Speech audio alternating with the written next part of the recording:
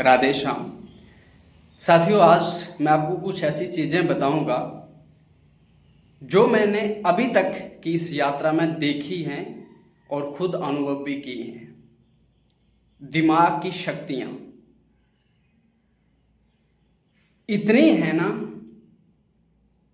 अगर आपको वो एहसास हो गया, उनकी पहचान हो गई, उनकी रियलाइजेशन हो गई, तो आप कुछ भी चाहो कुछ भी कर सकते हो। फिर ब्रह्मचर्य पालन तो बहुत छोटी सी बात है, कुछ भी हो, कुछ भी जीवन में कुछ भी कर सकते हो। सबसे पहले मैं अपने अनुभव से शुरू करता हूं। दोनों मेरे अनुभव हैं। मैं कुछ घटना आपको बताता हूं कि क्या हुआ एक्चुअली।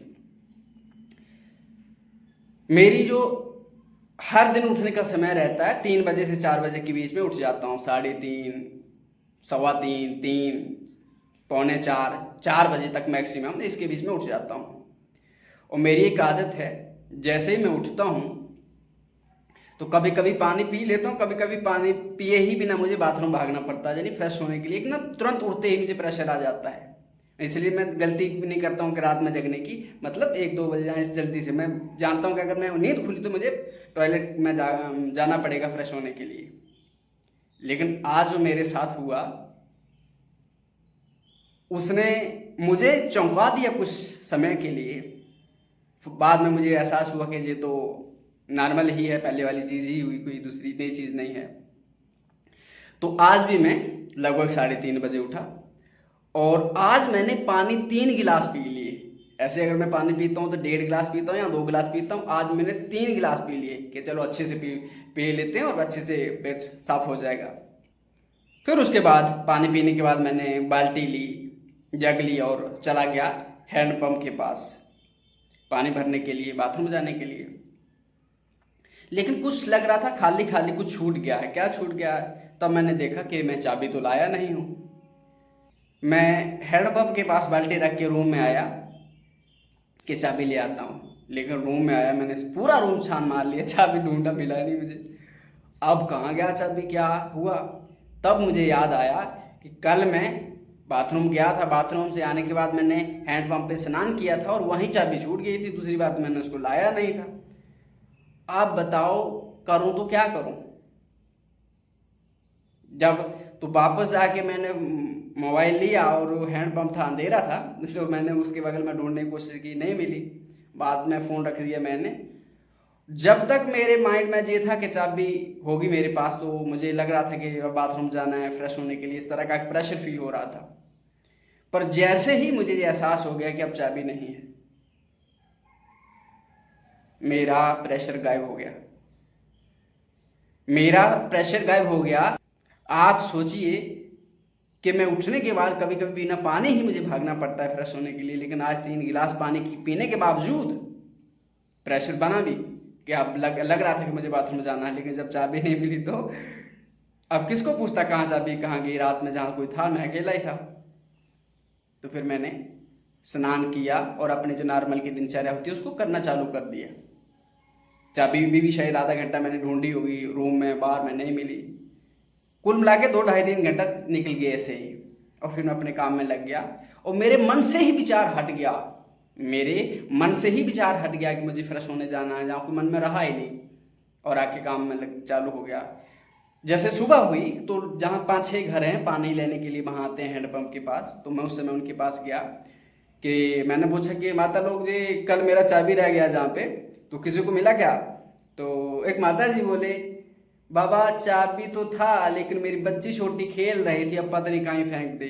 तो हम माता जी को बोले कि माता जी अब तो 2 ताला तोड़ना पड़ेगा। एक तो हम बाथरूम भी नहीं जा सके हैं, दूसरा हमारे रूम का चाबी ये है, वो 2 ताला तोड़ेंगे तो कैसे चलेगा? तो अब क्या किया जाए? तो हम चाबी नहीं मिला, 10-15 मिनट उनसे बात करने के बाद वापस आके अपने रूम में फिर काम चालू कर दिया। और मेरे मन में बिल्कुल प्रेशर गायब। मुझे बिल्कुल भी नहीं लग रहा था कि मुझे टॉयलेट जाना है। एकदम रिलैक्स था और अपना काम कर रहा था। इतने में ही किसी ने मेरा दरवाज़ा खटखटाया, तो मैं बाहर निकला तो उन्होंने मुझे चाबी दी। बोले बाबा, घर में बच्ची ली थी ना, वो कहीं रख दी थी एक जगह पे, तो ये चाबी है। जैसे ही उन्होंने चाबी दी ना मुझे, मेरे मन में फिर से वो शरीर में लगा कि आप मुझे फ्रेश होने के लिए जाना है। मैं पानी हैंडपंप से भर भी नहीं पाया, जो पहले से भरा था वही बाल्टी लेके फ्रेश होने के लिए मैं बाथरूम में चला गया। अब सोचो 4-5 घंटे दिमाग ने पूरे शरीर को कंट्रोल कर दिया कि मेरे मन में एहसास ही नहीं हुआ, मेरी बॉडी में मुझे लगा ही नहीं कि मुझे फ्रेश होना है। जब दिमाग को स्पष्ट हो गया कि चाबी नहीं है, तो उसने क्या कर लिया, पूरे सिस्टम को कंट्रोल कर लिया। ये तो नॉर्मल सी। एक घटना मेरे साथ और हुई। यात्रा करते करते एक संत भगवान से मेरी मुलाकात हुई उत्तराखंड के 4 धाम में। कुछ दिन मैंने उनके साथ वहां यात्रा की। यूं कहे कभी कभी वो मेरे साथ मिलते, कभी कभी मैं उनके साथ मिलता। इस तरह से यात्रा करते करते मिल जाते, परिचय हुआ। और फिर वो निकल गए उत्तराखंड से गाड़ी से बरेली के लिए, और मैं पैदल आ रहा था। 10-15-20 दिन लगे मुझे आते आते। तो वो बरेली में तुलसी मठ है करके एक मंदिर है, बड़े लंबे हनुमान करके हैं वहाँ पर। तो वहाँ पर वो रुक गए और मेरा इंतजार करने लगे। तो जब मैं बरेली में आया, उनसे मिला, तो शाम को उस दिन कोई त्योहार था, पता नहीं क्या त्योहार था, दिवाली था, पता नहीं क्या था। तो मेरे मन में एक भाव आया कि आज इन संत भगवान को कुछ मैं पवाऊं, कुछ प्रसाद पवाऊं। बहुत अंदर से लग रहा था मुझे। तो मैंने उनसे कहा कि महाराज जी, मेरा मन कर रहा है कुछ पवाने का आपको, थोड़ा सा कुछ प्रसाद स्वरूप। बोले नहीं, मुझे नहीं खाना है कुछ भी, तो आप चिंता मत करो। तो बोला महाराज माना मत करिएगा, मेरे अंदर से ऐसा भाव आ रहा है, मुझे लग रहा है।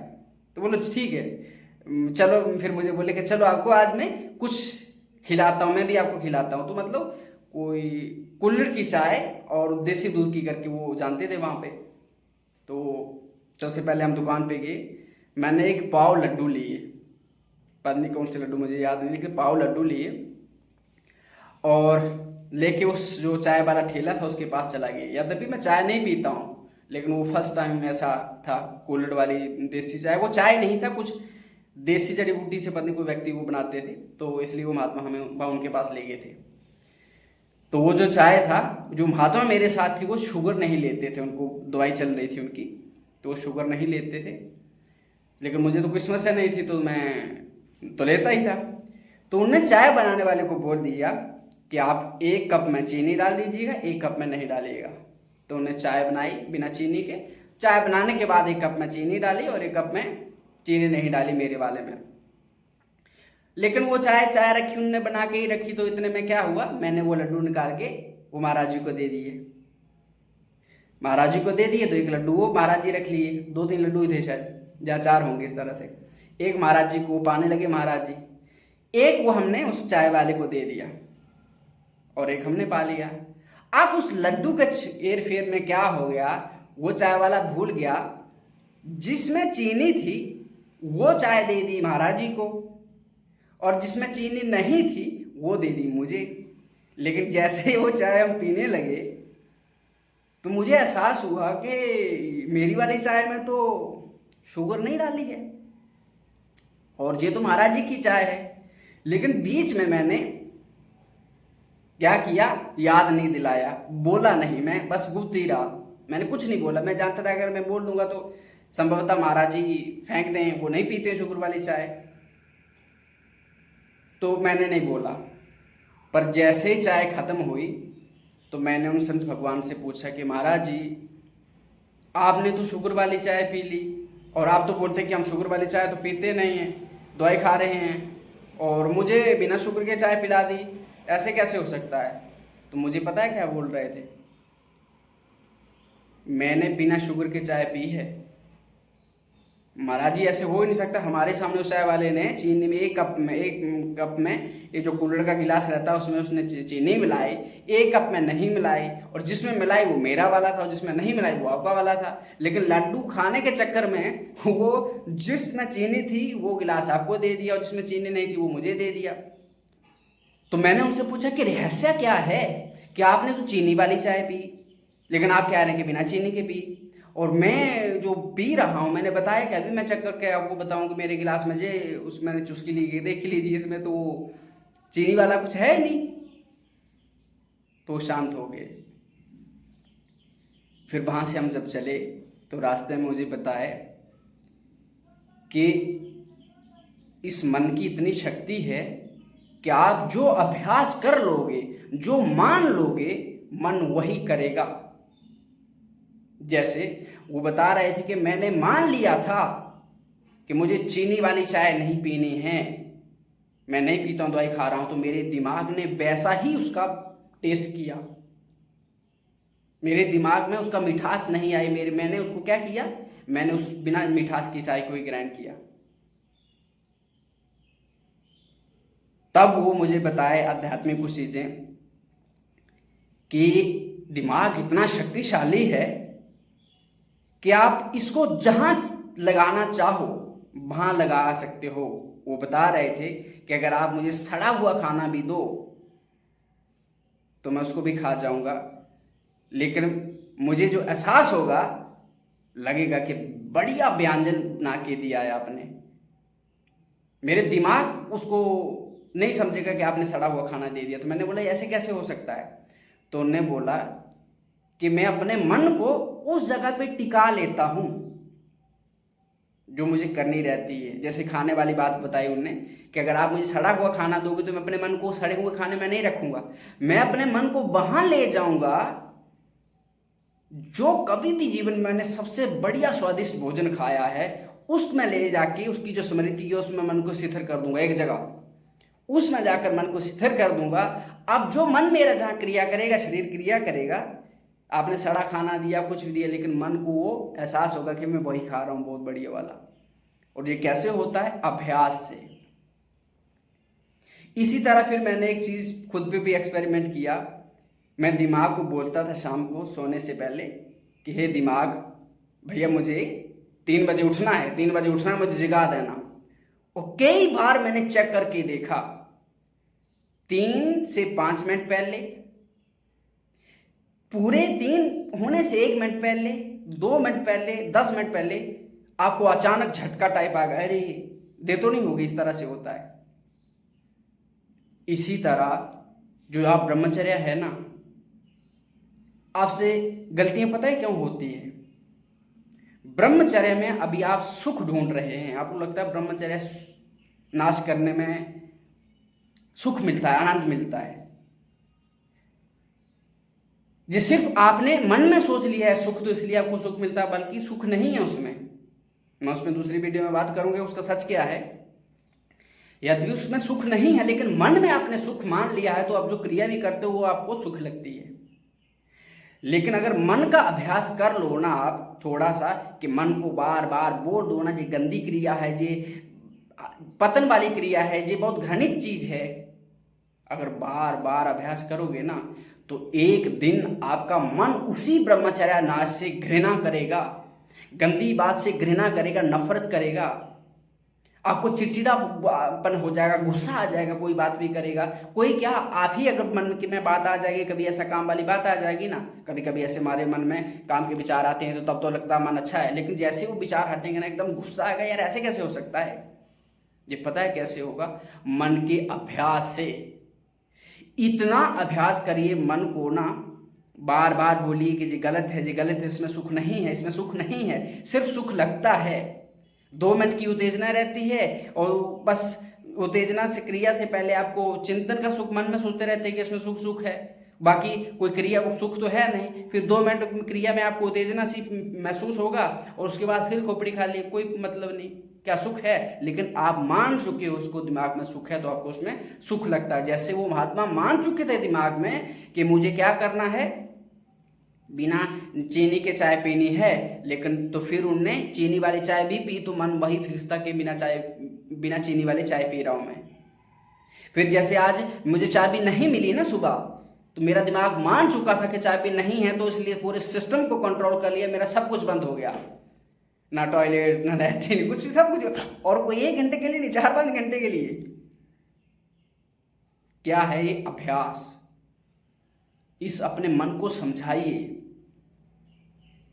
बार बार जिस चीज का अभ्यास करते हो ना, अभ्यास योग युक्तेन चेसा नाने गामना, इसका सीधे शब्दों में मतलब बता दूं आपको, करत करत अभ्यास के जड़मति होत सुजान, रसरी आवत जात के सिल पर परत निशान। यानी जैसे बार बार रस्सी को घिसोगे तो पत्थर पर निशान बन जाता है, पत्थर कट जाता है। इसी तरह मन में बार बार ये अभ्यास करोगे ब्रह्मचर्य नाश करना नीच कार्य है, घृणित कार्य है, बुरा कार्य है, गलत कार्य है। बार बार अभ्यास करो। जब बार बार आप कोई ब्रह्मचर्य पालन से संबंधित सुनोगे, जैसे मेरा वीडियो सुनोगे, किसी और चीज़ का सुनोगे, फिर मैं जो आपको बोलता हूँ उसको अभ्यास करोगे। मैं आपको लिख के दे सकता हूँ। अगर आपसे कुछ भी नहीं हो रहा ना, आपसे कुछ भी नहीं हो रहा, आपसे एक्सरसाइज नहीं हो रहा है, आपसे योग नहीं हो रहा है, आपसे पढ़ा नहीं जा रहा, कुछ भी नहीं हो रहा, आप एक नियम लीजिए, आज से अगले 365 दिन तक आप हर दिन मेरा वीडियो देखना। हर दिन सिर्फ मेरा वीडियो देखना, जीरो से अंत तक मेरा वीडियो देखते रहना। कुछ मत करना, मैं आपको लिख के दे रहा हूं, कुछ मत करना। अगर किसी को प्रैक्टिकल करना होगा, कुछ मत करना, सिर्फ 365 दिन आपको एक टाइम फिक्स करना है, वो वीडियो देखना है। और 365 दिन जब हो जाएगा ना, उस दिन बता देना कि क्या परिवर्तन आया। जानते हो क्या परिवर्तन होगा? आपके भीतर ना आग लग जाएगी। फिर काम को तो, फिर ब्रह्मचर्य को तो आप खुद पालन करोगे ही, 10 को और कराओगे। ये कैसे होगा? बार बार चीजों का अभ्यास, बार बार जब वीडियो सुनोगे, बार बार सुनोगे, तो एक दिन उस दिमाग में वो जो जैसे रस्सी पत्थर पर बार बार किसके अपना निशान बना देती है ना, तो उसी तरह बार बार हम वो बातें सुन के, सत्संग सुन के हमारे खोपड़ी में निशान बन जाता। और जिस दिन वैसा हो गया ना, आप भागोगे काम से, घृणा होने लगेगी आपको, अरे छी, इस गंदगी में पड़ा हूं मैं, जहां पड़ी हूं। तो इसलिए इस चीज को याद रखिएगा, मन को अभ्यास अभ्यास, बार बार बोलो उसको, ये गलत है, ये गलत है। फिर उसके बाद बार बार एक्सरसाइज करो, बार बार योगा करो, बार बार पढ़ो, यानी जो भी जो रूटीन मैंने बताया इसको बार बार करो। अगर एक बार गिर जाते हो कोई बात नहीं, फिर उठो फिर करो, फिर गिर जाते हो कोई बात नहीं, फिर उठो फिर करो, अगर फिर भी गिर जाते हो तो भी कोई बात नहीं, फिर उठो फिर करो।